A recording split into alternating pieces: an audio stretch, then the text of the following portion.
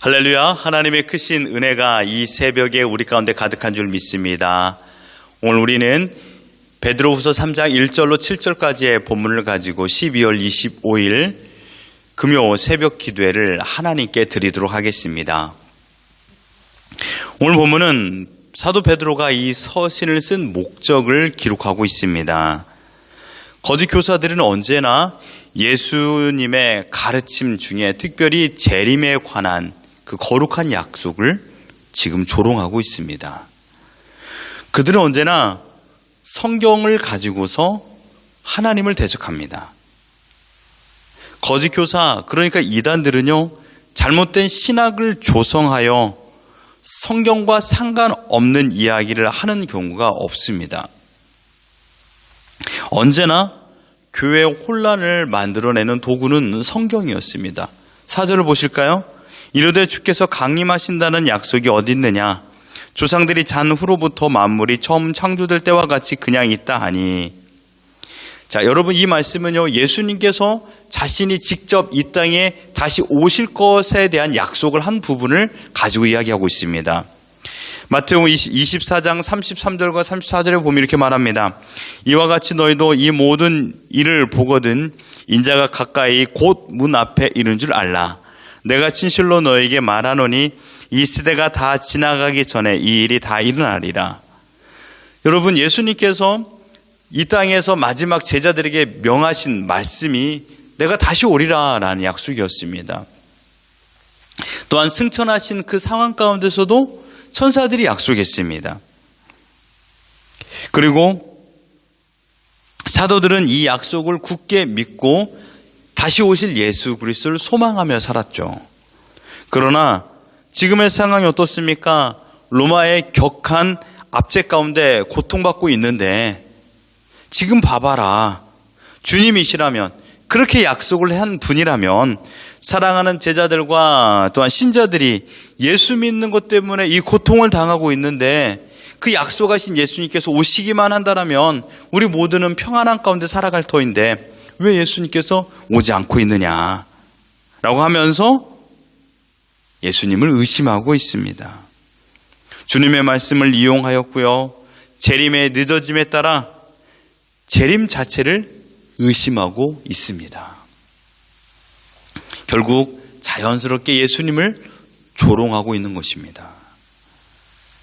베드로는 재림을 부인하는 거짓 교사들의 주장은 하늘과 땅의 만물이 하나님의 말씀으로 창조된 것을 일부러 잊으려 하는 행동이라고 강하게 말했습니다.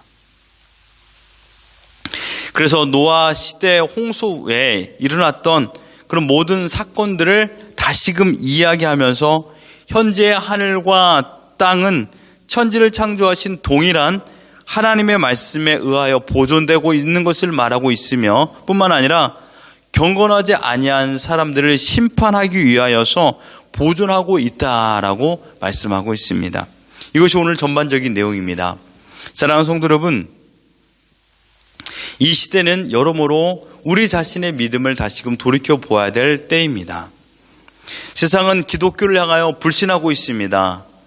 또한 기독교를 배격하고 심지어 강하게 공격하고 있는 실정입니다.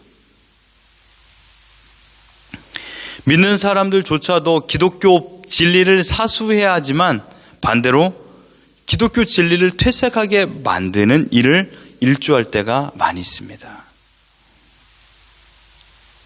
교회가 세상을 걱정하는 것이 아니라 세상이 교회를 걱정하고 있는 형국입니다. 교회 다툼의 소리가 일반 사회에서도 이슈가 되고 있습니다. 특별히 우리 이민 땅에 살고 있는데 이민 땅에 살고 있는 사람들의 얼마나 큰 관심이 이 정부에 있겠지만, 그러나 지대하는 관심은요, 한국민입니다. 특별히 이민교회입니다. 이민교회에 엄청난 관심을 가지고 있습니다. 그래서 교회 여러 가지 소식을 교회 안에 있는 성도들도 잘 모르는데 교회 밖에 있는 사람들이 쉽게 아는 경우를 우리는 쉽게 만나게 됩니다.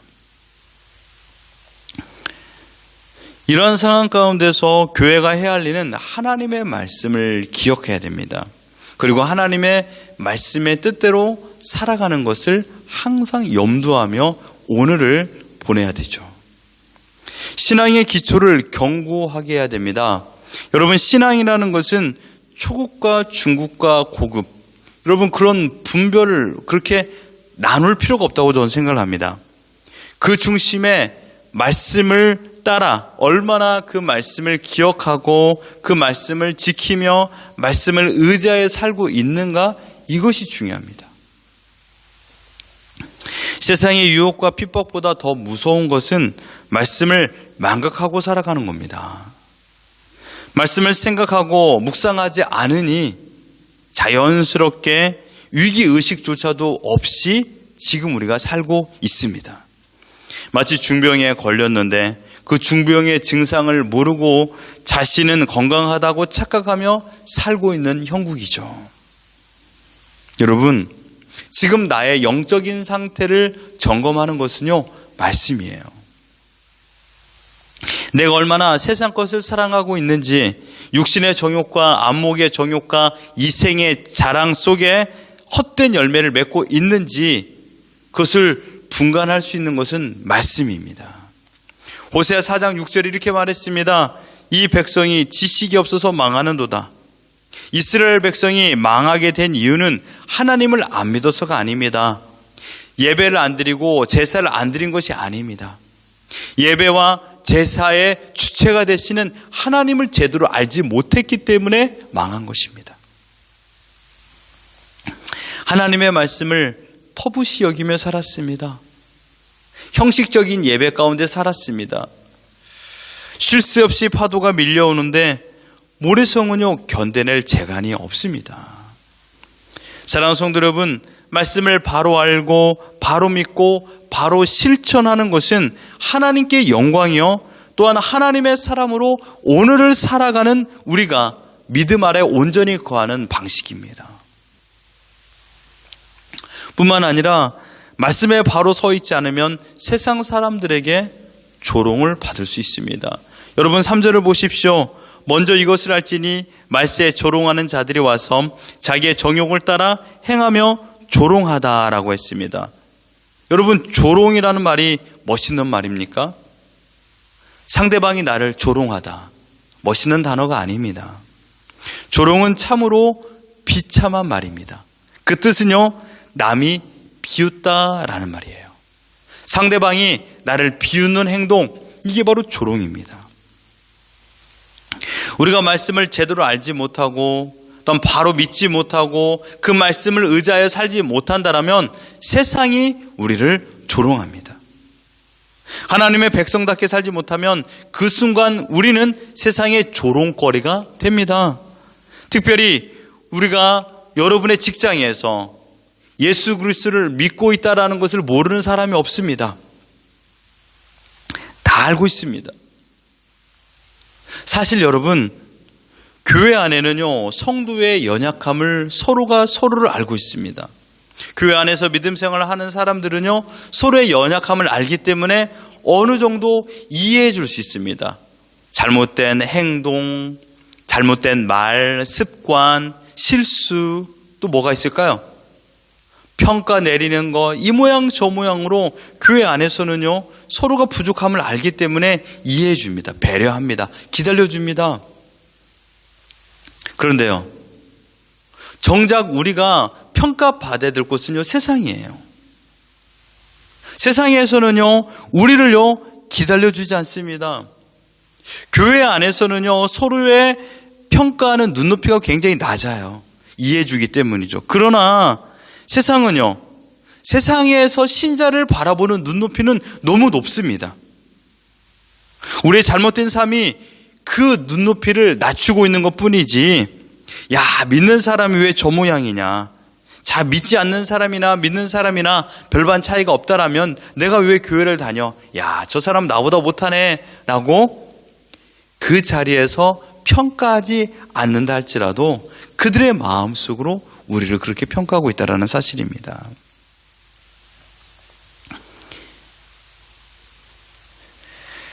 여러분, 자세히 상대방의 말을 생각해 보십시오. 자기가 알고 있는 교회를 다니는 사람, 제3자의 이야기를 하면서 야, 내가 교회 다니는 사람 이런데 어제 나랑 같이 술 먹었어, 어제 나랑 이거 했어, 어제 나랑 이렇게 했어 이야기하면서 지금 나를 조롱하고 있을 때가 많이 있습니다. 여러분, 조롱을 받지 않을 수 있는 방법은 간단합니다. 하나님께서 좋아하지 않는 행동을 안 하는 것입니다. 하나님께서 좋아하지 않는 자리에 참석하지 않는 것입니다. 아무리 의지가 좋고 결단이 좋다 할지라도 권위와 분위기에 따라 우리의 마음과 행동은 달라집니다. 자연스럽게 그 분위기를 따라가 세상 사람들과 동일한 모습과 행동과 말을 하면서 그 자리를 즐기고 있습니다.